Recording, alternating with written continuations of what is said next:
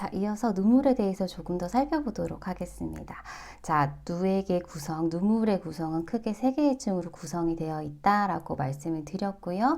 가장 겉에 쪽부터 가장 표면에는 지방층, 그리고 중간 부분이 이제 대부분 수성층으로 이제 구성이 되어 있고, 가장 아래쪽 각막과 맞닿아 있는 부분이 끈적끈적한 점액층으로 구성이 되어 있다.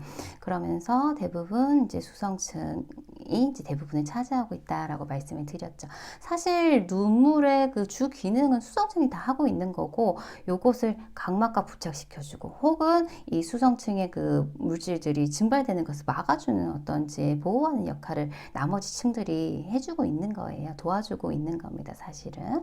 자, 표면에 있는 지방층은 이 수성층이 증발되는 것을 방지해 주는 거죠. 눈물이 쉽게 증발되면 안 되기 때문에. 그래서 탈수 방지에 그 역할을 하고 있고요. 그리고 눈물에서의 어떤 영양 성분, 면역 성분 이런 것들이 이제 다 수성층에 다 녹아 있는 겁니다.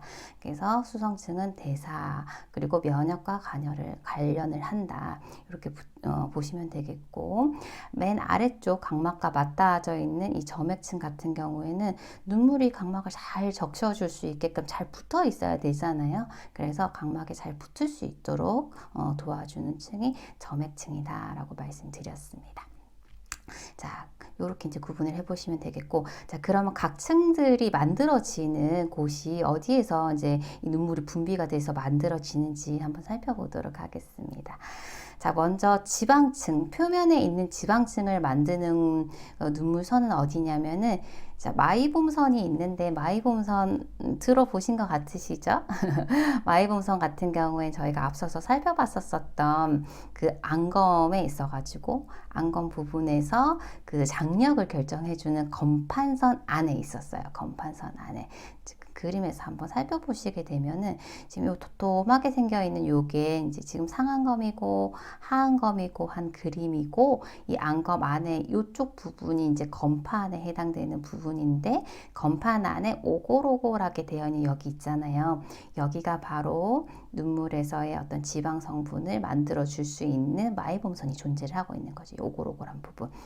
여기에서도 이제 그 지방을 분비를 하고 있고, 이것과 함께 짜이스선이라고 해서 이 아래쪽에 보면 약간 동글동글하게 생겨져 있는 부분이 있어요. 약간 속눈썹과 더 맞닿아져 있는 부분이거든요. 더 겉에 쪽에 있는 거죠. 여기에서도 눈물의 지방 성분을 생성을 합니다. 그래서 사실 요 이제 짜이스선이 우리 한 번씩 눈에 다리끼 나잖아요. 그 지방 성분 때문에 이제 다리끼가 나는 건데, 그것과 관련한 부분이 이 짜이스선이에요. 그래서 눈물의 지방 성분을 만들어내주는 눈물선 하면은 마이봄선, 짜이스선 이렇게 되겠습니다. 그래서 이렇게 있고요. 역할은 앞서서도 저희가 정리를 해봤지만 각막 표면을 윤활하게 해서 평활하게 해서 광학적으로 좋은 그 표면을 만들어준다. 렌즈 역할을 제대로 할 수 있게끔 도와주는 매끈한 그런 표면을 만들어주는 그 역할, 그리고 수분 증발 방지 역할을 하는 부분이 바로 지방층이 되겠습니다. 자, 다음으로 수성층인데요. 수성층은 이제 준우선이 있고 분우선이 있어요. 자, 준우선 아까 그림을 통해서 보여드렸는데 어디 있었지요? 요 상이측 위쪽에 있는, 근데 기쪽 방향에 여기에 있어요. 그래서 이제 실제 눈물도 대부분 수성층이 차지하고 있고, 그 이제 수성층 중에서도 자극성 눈물을 생성을 하는 준우선이 대부분을 차지한다라고 말씀을 드렸었어요. 그죠? 거기에서 대부분 이제 생성을 하고, 나머지 뭐 평상시에 촉촉하게 눈을 적게끔 이제 해주는, 수분을 유지하게끔 해주는 그런 눈물들은 분우선에서 생성을 하게 되는데, 이 분우선에 해당되는 게 어디냐면은 볼프링선이랑 크라우제선이에요. 지금 여기 보시는 것처럼 제가 여기 그림 표시를 해뒀습니다. 그래서 이 준우선 아래쪽에 여기 크라우제선이 있고요. 그리고 조금 더 아래쪽에 이 볼프링선이 있어요. 여기에서 이제 비자극성 눈물, 평상시 눈을 촉촉하게 적게끔 도와주는 비자극성 눈물을 생성을 하고 있다. 이렇게 보시면 됩니다. 자, 그래서 항균작용, 영양공급, 그리고 산소공급 이런 역할들을 수성층에서 수행을 하고 있습니다. 자, 마지막으로 눈물층에 있어서 가장 안쪽에 각막과 맞닿는 부분이요. 이 부분이 바로 점액층이 되는데 이 점액층은 어디에서요? 결막 내에 있는 검결막 내에 있는 배상세포 고블렛 셀에서 생성을 한다 라고 말씀을 드렸고 각막이랑 눈물이랑 잘 이렇게 결합할 수 있게끔 도와주는 기능이 주 기능이고 그것과 더불어서 각막의 상피 부분이 계속적으로 탈락하고 또 생성이 되고 한다라고 말씀드렸었죠. 근데 이때 재생을 도와주는 영양 성분을 포함을 하고 있으니까 눈물 자체가 그게 잘 붙어 있어야 되잖아요. 그렇기 때문에 이 재생에 도움을 주는 것 역시 이 점액층이 하는 기능이다 라고 보시면 되겠습니다. 자, 이렇게 해서 눈물에 대해서도 쭉 살펴봤습니다. 자, 다음으로 안구 근육과 관련된 내용을 한번 살펴보도록 하겠습니다. 안구 근육은 이제 크게 두 가지로 구분을 해볼 수가 있어요. 안쪽에 있는 내안근 그리고 바깥쪽에 안구 운동과 안구의 움직임과 관련하는 외안근으로 이제 구분을 해볼 수가 있고 내안근은 저희가 이미 배웠어요. 어떤 근육들이 내안근에 해당이 되냐면 기능을 한번 먼저 보시면 더 쉽게 이제 생각해 보실 수 있으실 것 같아요. 자, 안구 내에 들어오는 빛의 양을 조절하는 기능 하면 빛 양을 조절한다. 조리개 기능을 한다. 조리개 기능을 하는 조직이 어디였지? 생각해 보면은 홍채잖아요. 그죠? 그래서 내안근에 해당되는 게 홍채에 있는 근육들이에요. 어떤 게 있었을까요? 동공을 작게 하는 동공 조인근이 있었고 그쵸? 그리고 반대로 동공을 크게 하는 동공 이완근, 동공 산대근 있었어요. 이 두 가지 근육이 내안근에 포함이 되고 또 하나가 어떤 근육이냐면은 조절과 관련하는 거예요. 조절과 관련한 모양체근이 있어요.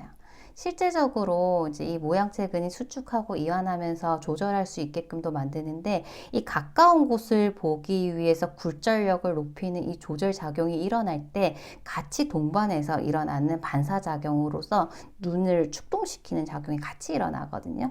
그래서 이런 이제 근육들이 여기에 포함이 된다라고 보시면 되겠습니다. 지금 그림에서 보시는 것처럼 동공 산대근, 동공 이완근 이렇게 쭉쭉쭉쭉 뻗어져 있고요. 동공 괄약근, 동공 조인근이 이렇게 동그랗게 이렇게 되어 있는 부분 있죠. 여기가 동공 괄약근, 동공 조인근이 되겠습니다. 이렇게 참고로 보시면 되겠고, 자, 그 다음에 이제 외안근인데, 외안근 같은 경우에는 지금 그림에서 보시는 것처럼, 자, 이쪽이 공막이 되겠죠. 공막의 기능이라고 하면은 안근의 부착 부위를 제공해 준다라고 했었어요. 눈알을 이렇게 돌릴 때 이제 근육이 이렇게 붙어가지고 수축하고 이완하면서 이렇게 당기면서 눈알을 자기 원하는 방향으로 이렇게 돌려주는 거거든요. 그래서 여기 붙어있는 이 근육들이 다 외안근에 해당이 되는 거예요. 안구 운동과 관련해서. 그래서 외안근의 기능이라고 하면 안구 운동을 자유롭게 해서 내가 보고자 하는 주시 물체가 결상되는 위치가 황반부 중심하에 딱 결상이 됐었을 때 가장 선명하게 보인다고 했잖아요. 그래서 내가 보고자 하는 물체가 거기에 이제 결상이 돼야지만 잘 볼 수 있기 때문에 그쪽에 결상이 될 수 있게끔 눈알을 제대로 돌리는 주시 방향적으로 내 눈알을 돌리는 기능을 해주는 게 바로 이 외안근이에요. 이게 제대로 안 된다 했었을 때 이제 안구의 위치 이상, 안위 이상이라 해서 뭐 사시나 이런 이제 문제가 생기는 거죠. 그러면 이제 원하는 방향의 어떤 결상이 안 되는 거잖아요. 이렇게 이제 근육들이 제대로 움직여야 되는 겁니다. 서로 또 협동해가지고 또 움직여야 되고요. 자, 근데요, 이것과 관련한 근육을 보게 되면은 크게 4개의 직근과 2개의 사근으로 구성이 되어 있어요. 말 그대로 직근이라고 하면 쭉 가서 뻗어 있는, 붙어 있는 거. 지금 이렇게 쭉 이렇게 뻗어 있는 직근이 있고, 그리고 2개의 사근이 있는데 사근은 빗근이라고 얘기하거든요. 사선으로 갖다 붙은 거예요. 그냥 쭉 간 게 직선 방향이 아니고 이게 약간 사선 방향으로. 그래서 지금 그림에서 보시는 것처럼 요게 약간 사선 방향 붙어 있지요. 그리고 위쪽에 요것도 사선 방향으로 붙어 있지요. 그래서 2개의 사근으로 구성이 되어 있습니다. 2개의 사근, 2개의 빗근. 제가 참고로 이렇게 두 가지 다 이렇게 적어 놓은 이유가 예전에는 이렇게 이제 한자어를 썼는데 지금은 또 한글로 다 바뀌고 있거든요. 그래서 이제 두 가지 다 좀 이제 알아두시면은 나중에 보실 때 좀 편하게 보실 수 있으세요. 직근은 고등근, 사근은 빗근이다. 보시면 되겠고. 자, 그러면 네 개의 직근은 무엇이냐 보게 되면은 상하 내외, 위, 아래, 양, 옆으로 이렇게 있어요. 그래서 상하, 내외, 지금 요게 외직근이고 안쪽에 붙은 게 내직근이겠죠? 그죠? 그래서 위쪽 고등근, 아래쪽 고등근, 외쪽 고등근, 그리고 안쪽 고등근 이렇게 되겠죠, 그죠? 그래서 이렇게 네 개의 직근으로 구성이 되어 있고, 그 다음에 사근, 빗근은 두 개만 있다라고 했는데 위쪽 아래쪽에 있습니다. 자, 근데 위쪽은요, 지금 보게 되면은 어디서부터냐면은 여기서 쭉 가가지고 여기 요 부분을 갖다가 딱 거쳐서 다시 이렇게 붙어 있어요. 되게 길겠죠, 그죠? 그래서 실제적으로 이 외양근 중에서 가장 긴 근육이 이 상사근, 윗빗근이에요. 여기가 이제 활차라고 하는 이제 도르래 부분인데 여기에 걸려가지고 이렇게 부착이 되어 있거든요. 이거 하나 하고 그리고 이쪽에 있는 그 상사근과 평행하게 아래쪽으로 이렇게 붙어 있는 게 하사근이에요. 아랫빗근. 요게 끝이에요. 그래서 외양근 중에서 가장 짧은 근이 이 하사근, 아랫빗근입니다. 그래서 이렇게 붙어 있다. 그래서 크게 이제 4개의 직근과 2개의 사근으로 구성이 되어 있다. 요 정도만 이제 기억을 해주시고 후에 저희가 안구 운동과 관련을 해가지고 조금 더 자세하게 봐야 될 챕터가 따로 있어요. 그때는 이제 각 근육들마다의 기능들도 살펴볼 거고 그리고 안구 움직임을 원하는 방향으로 움직일 때 어떻게 서로가 또 작동을 해야지 원하는 방향으로 주시가 가능한지도 같이 살펴볼 거니까 지금은 안구 근육에는 크게 두 가지가 있구나. 내안근이 있고 외안근이 있구나. 그리고 외안근에는 이제 직근과 사근이 있는데 직근은 4가지, 사근은 2가지가 있구나. 요 정도 기억을 해주시면 되겠고 그림만 한번 살짝 봐두시면 나중에 하실 때 좀 더 수월하게 하실 수 있으세요. 그래서 이렇게 해서 안근은 정리를 해보는 걸로 할게요. 자, 마지막으로 안구 부속기와 관련을 해가지고 이제 안와 있고 시신경 있는데요.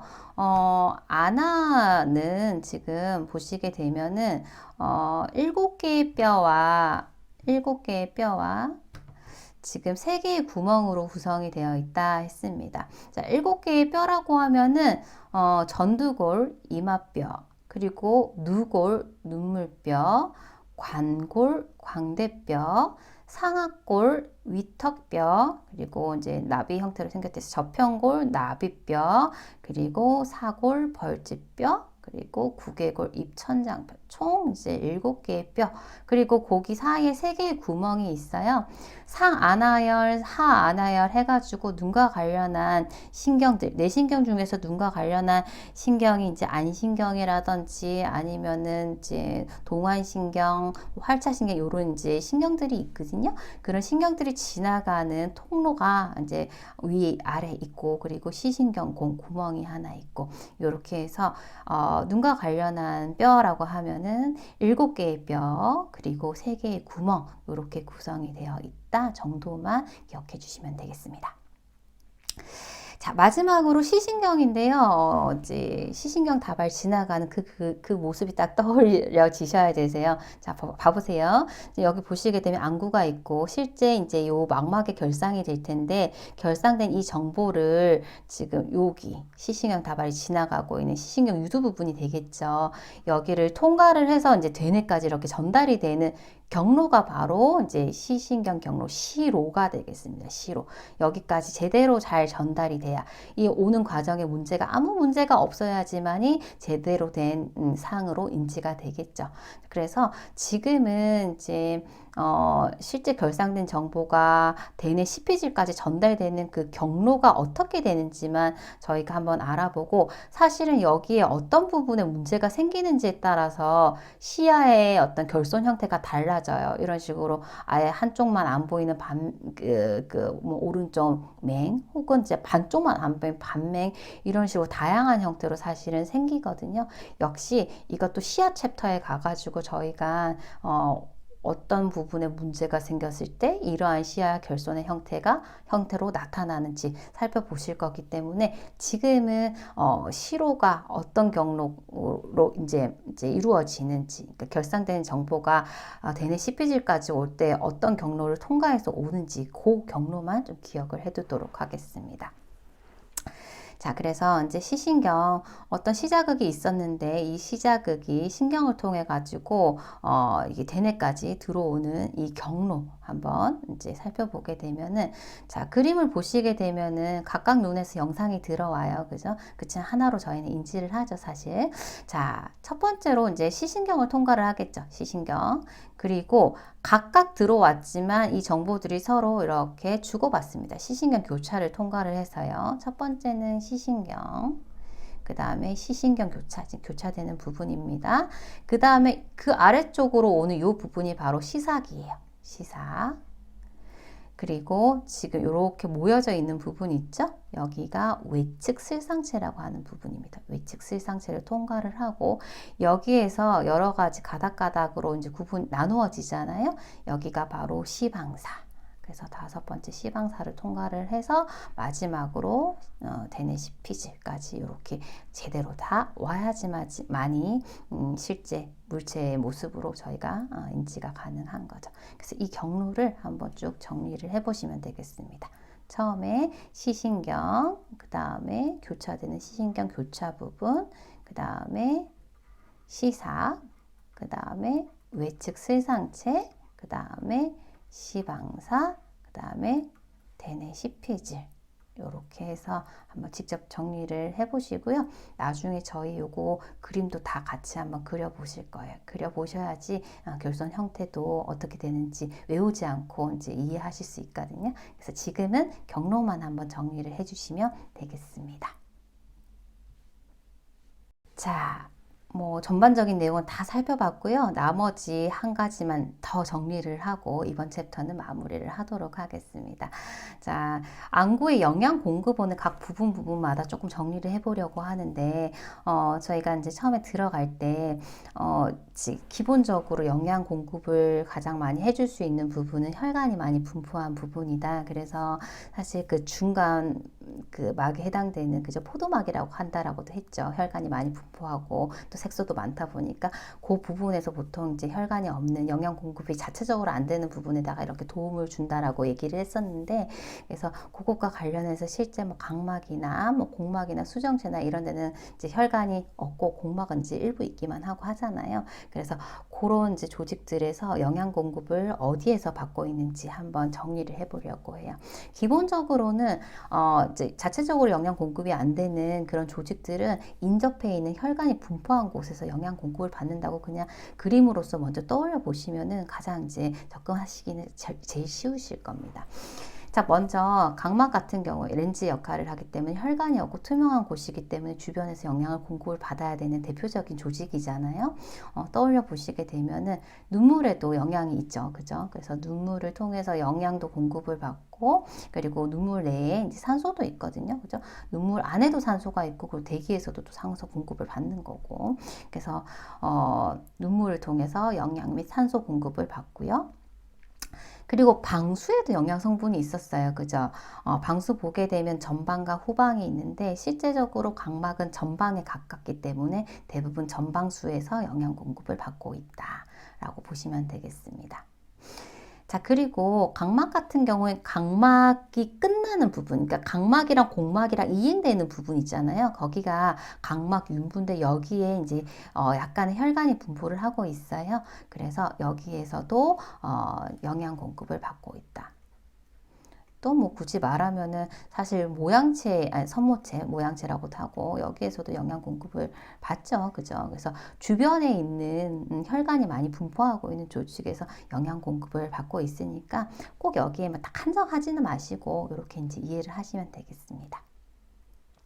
자, 그 다음에 공막도요. 공막 딱 떠올려 보시게 되면은 공막 부분에 있어가지고 위쪽에 있는 상공막에 비교적 혈관이 좀 많이 분포를 하고 있어서 상공막 혈관에서 또 영양 공급을 받을 수가 있고, 그리고 이 가장 외측 아래쪽에 보면 맥락막이 딱 붙어져 있잖아요. 그래서 맥락막에는 혈관이 많이 있으니까 여기에서도 영양 공급을 받을 수 있겠죠. 그죠? 그렇고.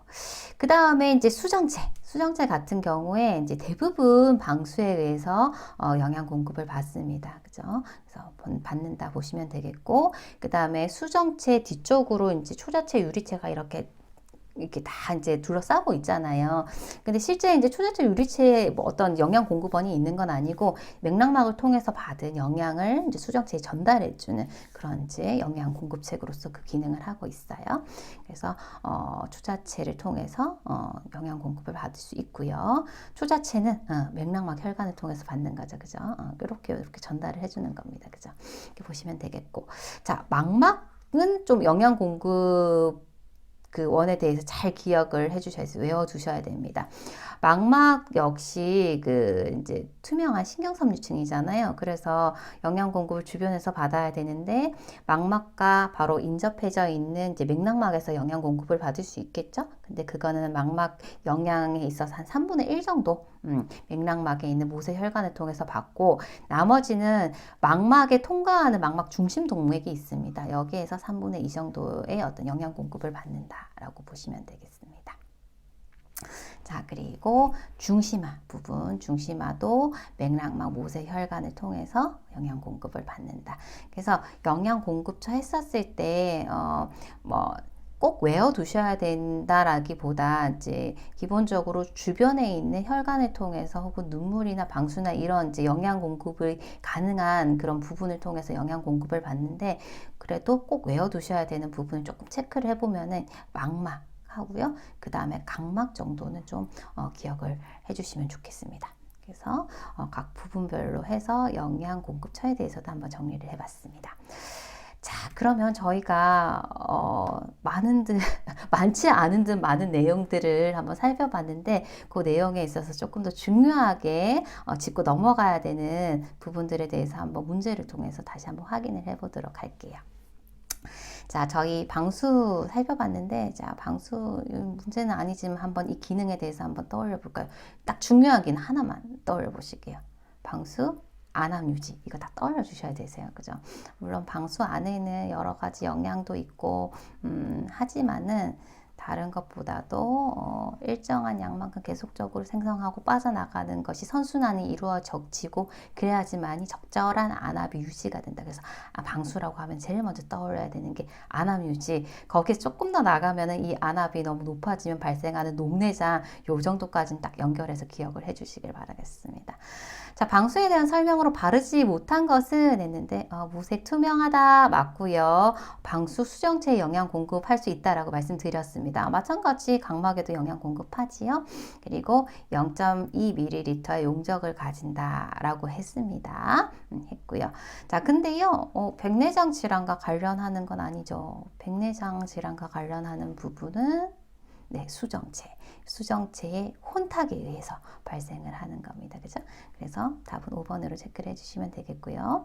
자, 방수의 유출 경로, 방수가 생성이 되고, 생성은 선모체 돌기의 무색소 상피에서 생성이 됩니다. 생성이 된 후에 이제 빠져나가는 통로가 있는데, 통로도 사실은 두 가지 경로를 통해 가지고 빠져나가는데, 대부분 우각 섬유주, 그죠? 통로를 통해서 이제 90%가 이제 빠져나간다라고 하면서 그 경로에 대해서는 좀 기억을 해주세요라고 말씀을 드렸었어요. 자, 그러면 한번 정리를 해보면은, 일단 방수는 생성은 선모체 돌기의 무색소 상피 생성이 됐고, 그리고 나서 어디로 갔죠? 생성이 된 그 위치를 한번 떠올려 보시면은, 이제 선모체가 있는 그 위치에 생성이 되고 그 다음에 있는 곳이 바로 후방이죠. 후방. 후방. 그래서 후방으로 갔다가 어디로 가죠? 후방에서 앞쪽으로 이렇게 흘러가가지고 동공을 지나서 전방으로 가죠. 각막과 홍채 사이 가고요. 그 다음에 옆에 있는 부분이 섬유주였어요. 그죠? 섬유주. 그 다음에 슐렌간, 마지막으로 방수정맥으로 빠져나가는 그 경로였습니다. 한번 혹시 기억이 안 나시면은 앞서서 그림을 한번 열어가지고 쭉 경로를 이렇게 통과해서 그림으로 한번 그려보세요. 이렇게 해서 방수 유출 경로도 한번 정리를 해주시면 되겠습니다. 자, 다음으로 3번. 나이에 따라서 수정체의 색이 변합니다. 그죠? 수정체는 이제 평생 동안 성장을 하고, 그리고 또 기능 자체가 자외선을 또 흡수를 하고 하다 보니까 변화가 굉장히 많을 수 있는 조직이잖아요. 그래서 색깔이 변화하게 되는데, 태어났었을 때는 아주 우색 투명해요. 근데 점점 색상이 노랗게 변한다고 했습니다. 그래서 황색으로 호박색으로 이렇게 변화를 하게 됩니다. 그 색깔이 당연히 이렇게 진해질수록 렌즈의 기능은 떨어지겠죠. 그죠? 그래서 나이 들게 되면은 교정 시력이 좀 많이 안 나오는 경향이 있어요. 혼탁도 생기고, 당연히 오랫동안 사용을 했기 때문에 조직도 노후화가 되는 건 당연하죠. 안 보일 뿐이지. 그래서 이런 변화를 가진다라고 보시면 되겠습니다. 자, 다음으로 정시안에서 모양체근이 수축을 하면 어떤 현상이 일어날 수 있나요? 모양체근, 선모체근, 그죠? 과 관련한 게 뭐였죠? 이 모양체, 선모체의 기능 하면은 딱 두 가지가 또 떠올라지셔야 되세요. 가장 중요한 거는 그 위치를 보게 되면은 이 모양체근이 이렇게 있고 소대가 딱 붙잡고 있잖아요. 무엇을? 수정체를 붙잡고 있죠. 조절과 관련을 하죠. 조절 기능을 할 때 작동하는 근육이고, 그거 말고도 이제 그 모양체에 있는 그 무색소 상피에서 이제 방수 생성하는 거, 그것도 중요한 기능이지. 딱 두 가지가 떠올려 주셔야 되고, 여기에서는 조절과 관련한 부분에 대해서 물어봤잖아요. 그러면 한번 떠올려 보시게 되면 조절과 관련해서 그 메커니즘은 제가 굴절력이 증가되는 조절 기능을 할 때의 메커니즘 하나 정도는 꼭 기억을 해주세요라고 말씀을 드렸어요. 이제 이완되는 건 반대로 그냥 이제 적용을 하시면 되니까. 그때 수정체가 본래의 형태보다 더 뚱뚱해지면서 굴절력을 높이는 그 조절 기능이 일어나기 위해서는 기본적으로 모양체근은 수축하고 소대는 이완을 하면서 수정체를 갖다 볼록하게 만들면서 굴절력 값이 높아진다. 그러면 가까운 곳이 잘 보인다라고 했어요. 그 메커니즘 정리를 해보시면 되겠고요. 자, 그러면 이때 어떤 현상이 일어나나요? 가까운 곳이 잘 볼 수 있게끔 굴절력이 높아진다라고 했어요. 자, 그럼 답은 3번으로 체크를 하시면 되고, 가까운 곳이 잘 보이는데 이거 아니잖아요. 그죠? 그리고 참고로 가까운 곳을 보는 이 조절 기능이 일어날 때 가까운 곳을 보는 작용을 근접 작용이라고 하는데, 반사적으로 일어나는 것들이 있어요. 가까운 곳을 볼 때. 물론 조절이 일어나지만 조절과 함께 뭐가 일어나느냐 하면 동공이 작아지는 축동. 그 다음에 가까운 곳을 볼 때 한번 봐보세요. 이렇게 눈알이 어떻게 되죠? 몰리잖아요. 그래서 폭주. 이런 것들, 폭주, 축동, 조절, 이 세 가지가 동시다발적으로 일어나요. 뭐 굳이 말하면 폭조축 순서긴 합니다만, 그래서 요 이제 세 가지 작용을 가까운 곳을 볼 때 같이 반사작용이 일어난다고 해서 근접 반사라고 얘기를 하거든요. 그래서 이 조절이 일어났었을 때 요것도 동공이 축동이 되는 것도 같이 일어납니다. 그래서 여기에서 답을 두 가지를 체크를 하시자면은 요 두 가지 체크를 해주시면 되고, 후에 다시 한번 언급을 드리겠지만 근접 반사작용, 가까운 곳을 볼 때 일어나는 작용은 조절과 함께 눈알도 축동이 되고요. 눈알이 모이는 폭주도 같이 일어나니까 요 세 가지가 근접 반사에 해당이 되는 것이다 라고 이것도 먼저 한번 정리를 해 두실게요. 자, 이렇게 보시면 되겠고요. 자, 그 다음에 초자체, 유리체 특징이 아닌 것 같습니다. 자, 요거 구성 성분 보게 되면은 99%가 이상이 이제 수분이고 1% 정도의 콜라겐으로 구성이 되어 있다라고 말씀드렸지요. 그래서 맞고요. 젤리 형태, 겔 형태의 무혈관성 투명 조직인데요. 왜 불투명이라 돼 있으니까 아니죠, 그죠?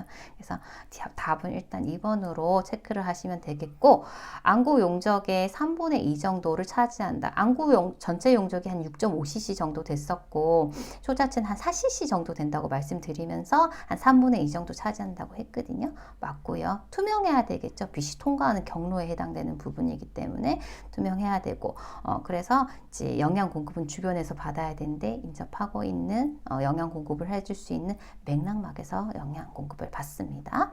자, 그래서 답은 2번으로 체크를 해주시면 되겠습니다. 자, 다음 눈꺼풀 안검과 관련한 부분이고, 이 눈꺼풀 근육이 이제 크게 3개의 근육이 있습니다. 눈을 감고 뜰 때 작동하는 근육이 되겠죠. 감을 때는 눈 주변에 있는 이 눈 둘레근 알륜근에 영향을 받는다.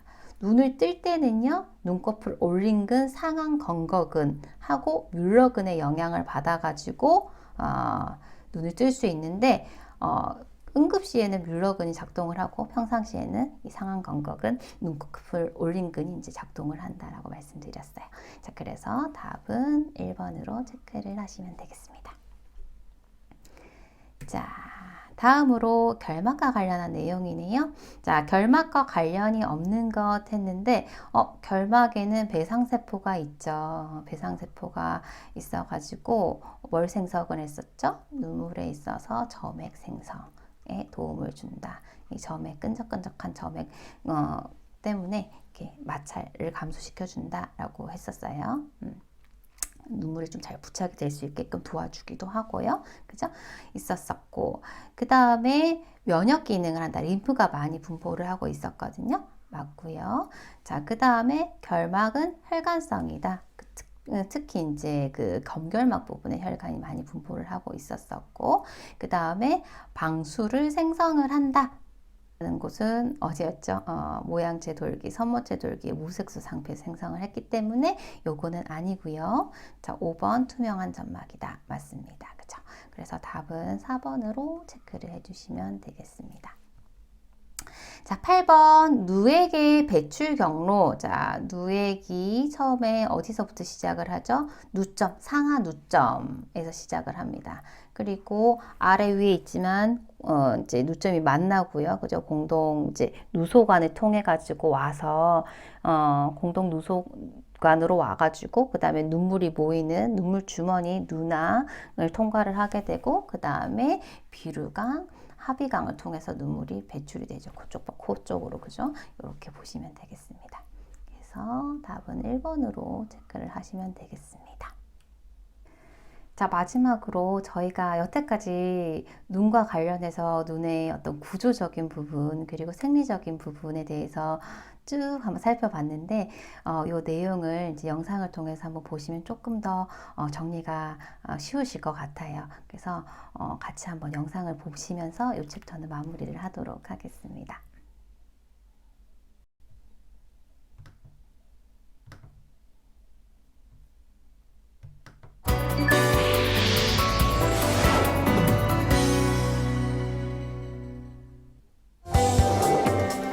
옛말에 몸이 1000냥이면 눈은 900냥이라는 말이 있습니다. 그만큼 우리에게 있어 눈은 매우 중요한 신체 기관 중 하나인데요. 피부나 뼈 혹은 다른 내부 장기와 달리 눈은 그 생김새와 구조도 매우 독특할 뿐만 아니라 생성 과정도 참 특이합니다. 태아 때 뇌의 일부가 변형돼서 만들어진다고 하는데요. 그래서 눈은 다른 어떤 감각기관보다도 뇌와 밀접하게 연결돼 있어 마음의 창문이라고도 불립니다. 얼굴 좌우에 한 쌍으로 이루어져 있는 눈은 시각 정보를 뇌에 전달하는 우리 몸 유일의 시각기관으로 크기는 약 지름 2.4cm 정도 됩니다. 눈의 가장 앞에는 각막이라는 조직이 있는데요. 이 각막은 빛을 투과하는 카메라 렌즈 역할을 합니다. 그리고 눈동자 안에는 눈동자의 색을 결정짓는 홍채라는 조직이 있는데 이 홍채가 수축하고 이완하면서 동공의 크기를 조절하면 눈 속으로 들어오는 빛의 양이 결정됩니다. 홍채 바로 뒤에 있는 볼록 렌즈 모양의 수정체는 젤리처럼 말랑말랑한 물질이 채워져 있어서 그 조직이 매우 유연합니다. 그래서 두께 조절이 참 쉬운데요.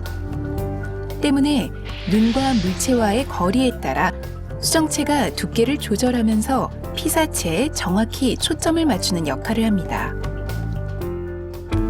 눈의 내부 조직은 3겹의 막으로 이루어져 있는데요.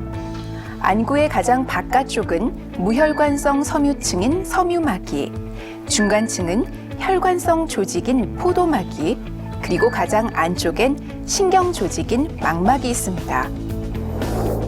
가장 바깥층인 섬유막은 앞쪽은 각막, 나머지는 공막으로 되어 있습니다. 섬유막의 약 80% 정도를 차지하는 공막은 근육이 붙어 있어서 위, 아래, 그리고 좌우로 눈이 쉽게 움직일 수 있도록 조절해 주는데요. 우리가 흔히 흰자라고 알고 있는 이 공막은 조직이 강하고 질기기 때문에 안구의 형태를 유지하고 보호하는 역할도 합니다. 안구벽의 중간층인 포도막은 앞쪽은 홍채, 뒤쪽은 맥락망으로 이루어져 있습니다. 혈관이 풍부해 안구의 영양 공급원이기도 한 맥락막은 염증이 자주 발생하는 부위이기도 합니다. 안구벽 가장 안쪽인 망막은 빛의 자극을 받아들이는 시세포가 넓게 분포되어 있는데요. 시세포와 시신경을 통해 전기 신호가 뇌로 전달되면 우린 비로소 물체를 인식할 수 있게 됩니다. 우리 눈의 구조는 카메라와 매우 흡사하고 그만큼 또 복잡합니다. 각각의 기관은 하는 역할도 모두 다르기 때문에 그중 하나만 문제가 생겨도 우린 민감하게 증상을 느끼게 됩니다. 노화로 인해 수정체의 탄력이 감소하기도 하고 수정체가 혼탁해지면 백내장이 오기도 하며 안압이 정상보다 높으면 녹내장이 생길 수도 있습니다. 또 안구의 길이가 길어 초점이 망막 앞에 맺히는 근시안이나 반대로 안구 길이가 짧아서 초점이 망막 뒤에 생기는 원시안, 각막이 매끄럽지 않아 굴절의 이상이 생기는 난시안 등이 발생하기도 하는데요. 때문에 눈에 어디에 문제가 있어서 증상이 나타나는 건지 정확하게 진단을 받아 치료하는 것이 좋겠습니다. 우리 눈은 수면 시간을 제외하고는 하루 종일 기능을 하기 때문에 피로도가 매우 높은 기관 중 하나입니다. 특히 요즘엔 컴퓨터나 스마트폰을 많이 하기 때문에 나도 모르게 오랫동안 눈을 깜빡이지 않는 경우가 참 많은데요. 그러다 보면 눈이 쉽게 건조하고 피로해집니다.